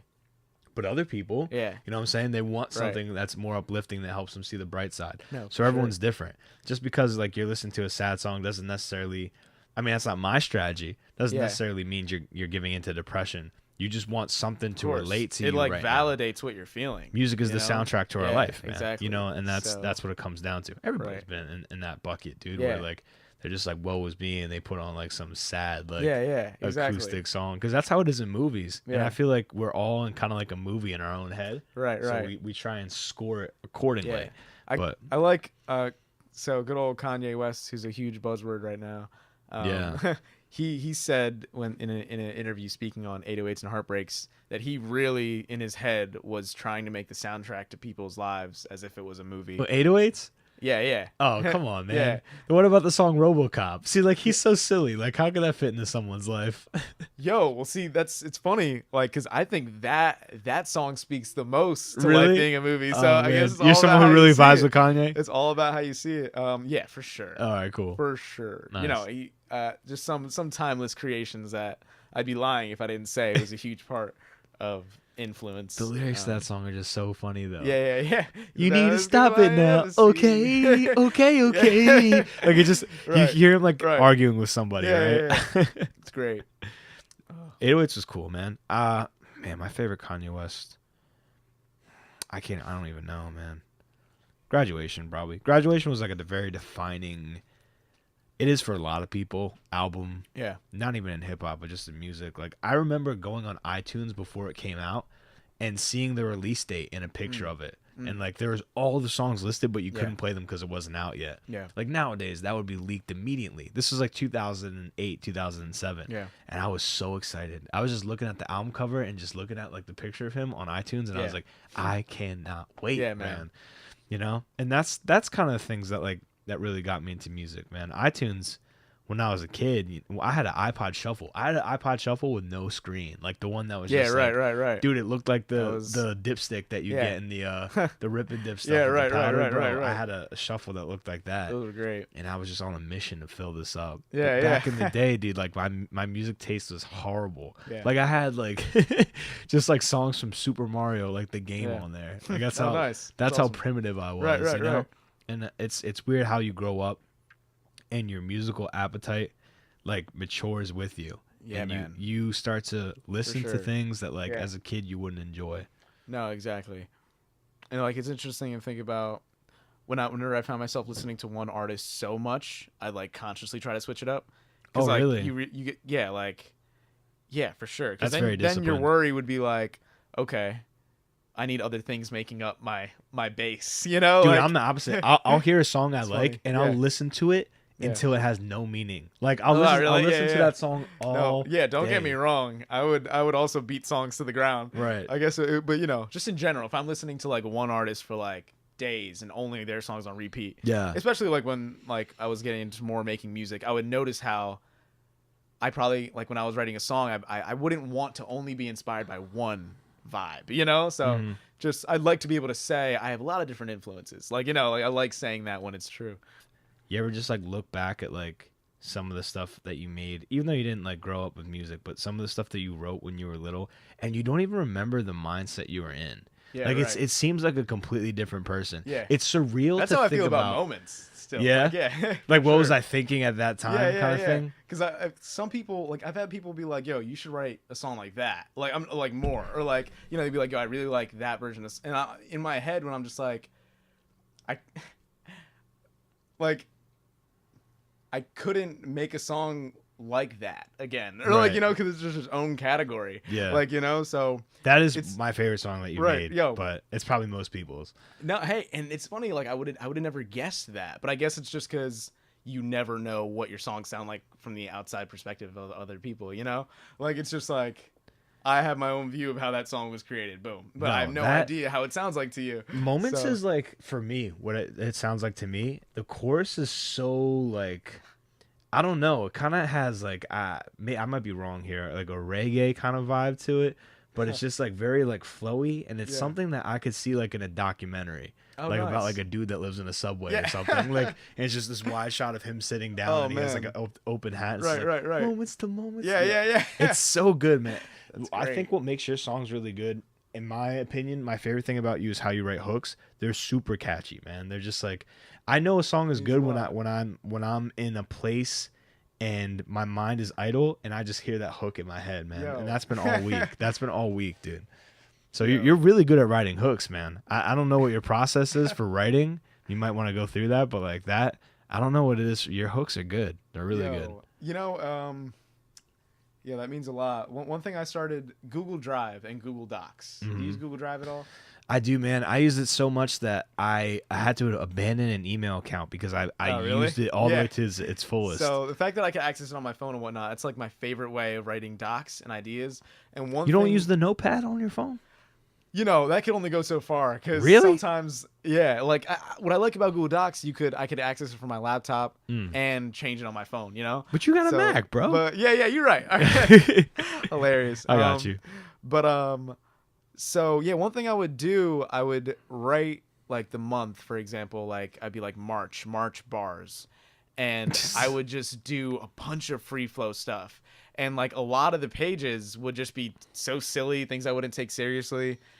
But moments, I remember it was just a paragraph on one of those long documents where I was like, okay, I cut that part and I pasted it somewhere else. I was like, this is something somewhere, and I just ended up repeating that 3 times. So I like it when, I know Ed Sheeran says in this often when he talks about his process, he compares it to like a faucet, and he's like, when you first start, or like when you first open up that faucet, a bunch of horrible water is gonna flow, you know, but then eventually here and there you'll get some clean water, but you just gotta like you know, keep letting it flow. So I always appreciated that way of looking at it, because like,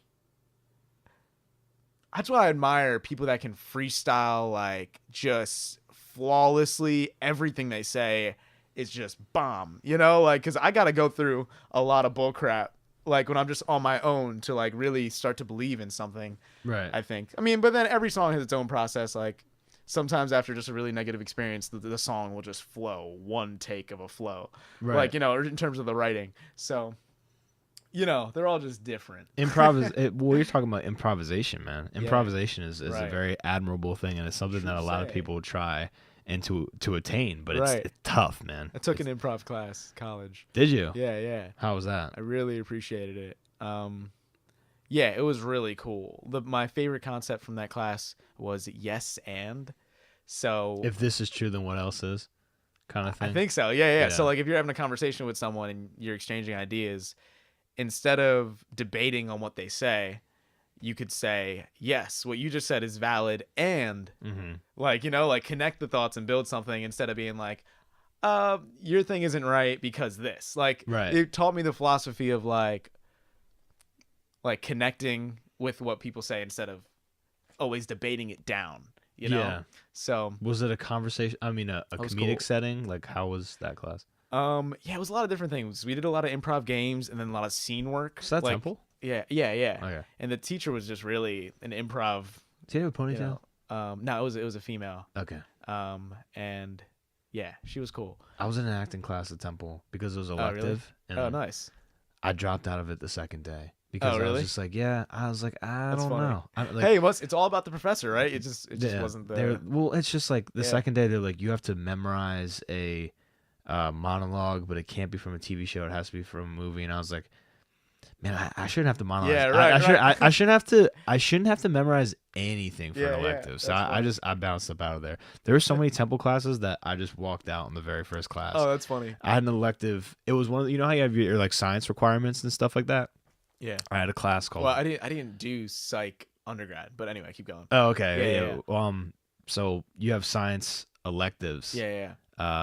Science requirements that you have to fill in order to graduate. Totally. And you could pick the ones that you do. This one was called Digital World 2020. I'm not sure if you've ever seen that listed. I bet, yeah. It was a class. Sounds like a blast. Yeah, right. It's a class that it had a whole bunch of different professors and stuff. And essentially, it's going into the science of the future. Like, what is the world going to look at like at 2020? You know, I was in college. I graduated 2016, so I wasn't too far off. So I was like, whatever. I walked in on the first day of that class, and you know how like the first day of the college class, the guy talks about the syllabus, the professor, the woman, whoever, talks about the syllabus and goes through like what you're supposed to expect. Yeah. And that's the time in college where you're looking at this person and you're like, okay, how is this person going to be? Right. Because I didn't usually go and rate my professor. I didn't have time, you know? Yeah, totally. So I would just look at this person, and he was going through the syllabus. I'll never forget. I was like in a lecture hall, and he's like, yeah, and every Tuesday we have pop quizzes. Oh, jeez. I stood up out of my seat as soon as he said that. Immediate deal breaker. I walked right after he said that. Yeah. I didn't wait 5 minutes. He was just like, yeah, and every Tuesday we have pop quizzes. I got up and I went right to the door. Man. I'm sure people gave you some mental respect. Like. I know. I don't know. Like, I was trying to telepathically tell everybody in the class, like, yo, follow me out. I'm telling you right now, follow me out. Like, this isn't high school. Yeah, right. Are you serious? Pop quizzes in college? Yeah. If somebody said pop quiz in college, anxiety bomb every week. No, basically. man, no, dude, no. I had an experience in college where there was a quiz that counted as attendance, but it was always a one-question quiz, and it was just like about like what you talked about in class. That's as deep as we should go in college, man. Do you have any like ever weird experiences with the professors and stuff like that, or classes? Any classes that you're like, man, that class sucked? Yeah. Big breath. Well, when I first started undergrad, I was in the business school. Undecided, and Fox, it was right? Yeah, and it was accounting. The third day. I had fellow people I was working with that were sitting next to me, like 3 people. You know, we were excited to take it all on together. The third day, when you started going into stuff, I was like, yeah, this isn't for me. And I got up and just walked out, and it was a moment because the people next to me were like, what, you're leaving us? I was like, listen, 4 people in hell isn't better than 3 people in hell. How long were you in that class for? 3 days. It was the third day. Right. Yeah, and that's when I was like, okay, I don't belong in the business school. But so then, you made a decision, not that I don't belong in class, but I just don't belong in this field. Mm-hmm. That's deep. Yeah, man. Because that was the first accounting class. Yeah, that wasn't the second one. You know, like it wasn't like, and I was just like, yeah. What was it? Was it the numbers? Like the math? It was just maybe it was like just a gradual build up, and then that was the moment where I was like, this is not where I belong. Bro. Like, and the time after that was a very lost period because I knew I wasn't in the business school, but I didn't know where I belonged. Yeah, like I was I don't want to do that. I already took acting classes, so for a second I was like, I think I want to major in theater, drama. Yeah, and but then that got very unstable in the sense when I got to like the class where they observed plays and it got a little more like cultural and historical. I was like, why am I doing this again? Like, you know, like I love the acting classes, but I was like, so I was just so. There's a lot of ego. It was in acting too. Right. Where everyone's like you haven't seen this movie, like right. Like, or they watch you watch a movie with them and like the movie's good. You're like, it's a pretty dope movie, and they're just like, the acting was terrible. Right. Like, hey man, relax. First off, you're 18, 21, 22. You're not in Hollywood, you know what I'm saying? Like that kind of thing, man. I hear you. You know, and that's with a lot of media related kind of people in college. I'm not saying that I've made some of my best friends there, but there's a lot of people that are like. So I was dealing with the radical sides of the spectrum. Like we got business school or acting or theater, and I was Right. like, I don't like what, and I got to a point of just pure lostness, and that's when The Answer, that book that I was talking about, came out of nowhere, and then it helped me just figure out what I wanted my major to be. It was a very general major. It was adult organizational development. It was in the College of Education. It was broad enough for me to be like, okay, it doesn't box me in so deeply. I've like, never heard of this major. in yeah, my yeah. life. It's like Adult org development. organizational. There's like organizational development departments in companies. Like it focuses on communication, like HR, but like different. That's a major. Yeah. Wow, It was that's impressive. It was very broad, but it was broad enough for me to be able to talk about how it connects to counseling when I wanted to Right. apply to grad school or whatever. So like, it was just strategically broad, and the worry was like if I only had that degree, AOD, adult organizational development. I mean, it's not specific enough in this. I mean, sure, you could leverage it to become an organizational development professional, but at the end of the day, like that's not what I want to be. And like That's the intense. counseling was something What is that? Is that somebody at work that's like, like I understand that today you you know, said like something about business Kathy's dress. analytics, like all that fun stuff, like to describe, you know, mental games. But in the real world, those kind of positions may not be as fulfilling as you'd want them to be. Right. You know? So it felt really good when I found something meaningful to put education towards, which was that whole counseling thing. I was like, all right, full circle. Cool. That's good. cool. So Yeah. I'm at a really peaceful place compared to how lost I was. The back then. chaos of college. So a lot of people Yeah. go through that, man. Like I was a RA for my very last year of college. Yeah. And I was an RA in a dorm that was specifically all freshmen. So there are a lot of people that were in that boat, man. They were just like, I don't know what I want to do. Yeah. You know, and some people were like, I don't know what I want to do. Like, let's get this adventure started. I'm cool being undeclared. Like, let's get it popping. And other people were like, yo, for real. Like, my parents want me to do this. I don't want to do that, you know? Yeah. And I feel like somebody getting up and walking out of a class should never be frowned upon because, like, that's what college is, man. Yeah. Like, college is essentially just like you're trying to figure stuff out, and not everyone's got to figure it out from the rip. Yeah. So when somebody And walks if you out, think you got it figured out from the rip, maybe you're right, but maybe you're lying to yourself. well, yeah, I mean, I don't know. some people pick a general direction, like Yeah, the direction's like this when it Yeah. starts off, and 'Cause then some people it narrows. some people got it right. Some people, boom, like Yeah. you entered this program, you're passionate about Totally, it. yeah. Bam, it worked out. It's for a you. match, yeah. But, But you know, most a lot of likely different ways it everything goes. looks different from the outside, Yeah. man. That's why college is like an adventure because you're like, I want to do this, and then you Right. get into it and you're like, I don't want to do it. And I think that's the number one fear of like young people and college students in general is they don't know if what they do will make them happy. Right. You know, exactly. they're like, my main fear is if I get into this job, I finally get it. I get past all the education, all this stuff, pay off all the debt, and I get into this thing. Will that make me happy? right. And that's when you got to be honest with yourself, Yeah. man. And if you don't have something, you know, that you really do love, for you it's music. You know, that could be trouble, dude. Yeah, no, exactly. It's pressureful too, because you're dealing with like a lot of money. Like, Yeah. just saying, like when you're in your first year trying to figure out what program you want to do, like you're faced with all this, like, you know, like Overwhelming Yeah. pressure. And think about it, like you're in school, like to high school. No one's telling you in high school how overwhelming it's gonna really be. You know, I like, had they're like- teachers that were like, they would say dumb stuff though. Like they'd be like the work's gonna be a lot harder and a lot more in college, and they'd say like, but you know, in high school you got to ask the teacher if you can go to the bathroom, or at least that's how it was for me. Right, Like, yo, right. can I get a Yeah. pass? And like in college, you Exactly. can get up anytime. So there's always intimidation factors. Yeah. Like in middle school, they did that to us too. They're like, Yeah. oh, they're not gonna accept this in high school. Yeah. It's that they're trying to build you up. But you're right. Nobody really says. They talk about the existential It looks crisis so of different. college. Yeah. Yeah. And I remember in high school, I would always look at the colleges with the most beautiful landscapes as the Right. dopest ones. Right. But then it's like, it's funny, like Temple was like the last on my list. But if I could go back in time, I'd tell myself, yo, Temple is where you belong. Where you like, belong, yeah. no matter what other college. And I mean, you know, to each their own. I'm not saying Temple is the greatest for every human being. No. But for me, like, for that vibe was the move. Yeah. That's something you can't see as a high schooler. That vibe is the move. For like, I'm not a huge college guy. Like, college is cool, man. I had a lot of fun, honestly. But like, Temples are very much like do your own thing kind of Right. school. Like people go to class and then they literally do their own thing. Like, Yeah. You going to Temple, you know DJs, you know what I'm saying? You know right. people that are playing house shows. Yeah. You know some dude that's making like, I don't know, a movie where him and his friends like dress up as animals. You know like all these like crazy people. Exactly. It's not like a regular college town where everybody just like goes to the same bar and does the same thing. Yeah. Like no, man, people are hitting up like weird clubs and just doing weird interesting stuff, man.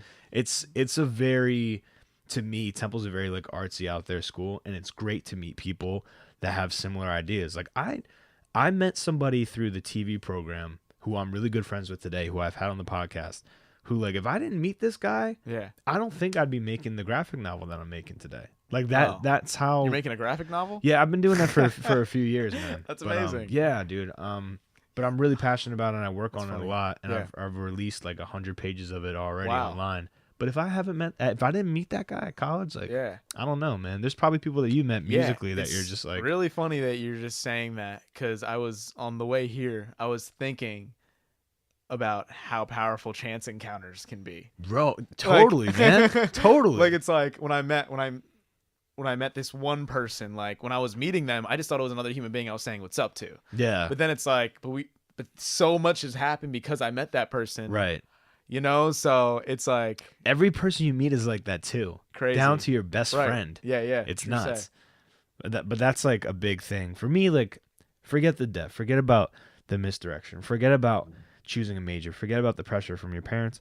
Going to college, like, and meeting somebody who shares your interest and who inspires you to like really dig. That's that's already worth its weight in gold. To make connections like that that last a lifetime.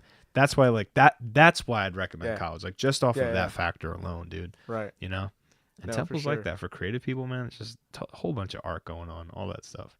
Yeah, dude. But yeah, it was a really, really active town. But is there anything else you want to say? We're kind of coming close to the end. We're coming up to like the 2-hour mark. Is there anything else you'd like to dive into, or no pressure, man? This was a fun time, riffing out the thoughts. That's what this podcast is, man, and exploring your art for sure. Basically, like, is there anything else I'd like to say? Listen to awesome music.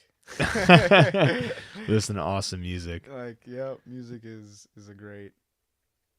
Music is worth living for, in the words of Andrew WK. I got back from one of his concerts. It was really fun. And one thing I thrive off of is knowing, because it's so easy for me to find a new album on Spotify. Right, it blows my mind, and awesome. I never heard before. Yeah. So I just wonder what albums are there that I haven't listened to that can really change. It's like reading a new book. That can change your life. There's enough content out there now. Yeah. From like AAA record labels to like individual people that play in their basement, that'll keep you occupied for years. Exactly. Like I like looking at my Shazam and just being like, wow, man, like look at all this stuff I ran into, or whatever kids use nowadays for the apps. But yeah, there's enough out there to keep you occupied. So to close this out, if you could just look into the camera and plug all your stuff, man, your SoundCloud, everything, YouTube, everything. Awesome. So my full name, you could probably see in the spelling of the title of this video or anywhere it says Danny Varughese. Smart. He knows the deal. Yeah, right. So that's my Instagram handle, Danny Varughese, SoundCloud.com/that, Facebook, YouTube. If you look up that name on Spotify or Apple, you got it. But yeah, at first I used to hate how long my name was, but then I started to really appreciate it. It's just a code. It's just like a little password. But yeah, that's cool, man. Danny Varughese, man. Check him out. Check out his new album. It's on SoundCloud. It's awesome. It's about imagination. It's about being awake. And it's beautiful, man. In general, I just love the vibe. You're going to love it too. Spotify, Apple Music too. Spotify and Apple Music, man. You got to have at least one nowadays. It's 2018. We're closing episode 32 out. See you next time.